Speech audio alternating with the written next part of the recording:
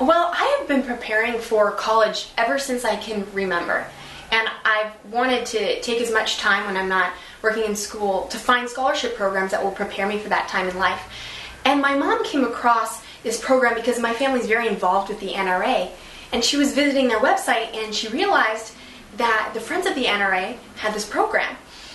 Since it was a scholarship program, I was not going to miss any chance. And so we decided to apply, and I'm thrilled to be here.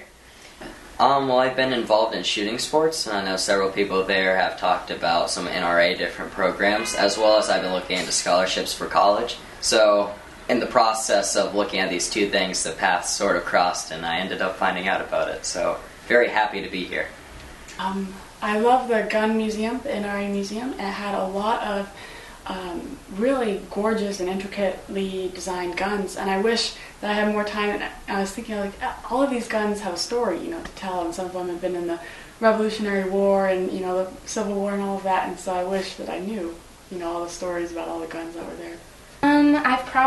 My favorite thing since we've gotten here was probably going to the range at the NRA headquarters. I really enjoyed that. I'd like to see how the NRA is really involved in changing the way people perceive guns. I know because of media attention and such, a lot of the views and viewpoints that people have held for years are starting to blur and become twisted. And so I hope to see how we can hope to change it back to traditional views that many people held before. There are so many things that have happened this week, but honestly, what I enjoyed the most was the public speaking. I've competed in a high school speech and debate league for the past 3 years, and when I first started, I was terrified of public speaking, but now it is one of my absolute favorite hobbies. It was great to meet Chris Chang. He actually attended school where I'm from in Monterey, so we got to bond over that, I guess. And he was very inspirational.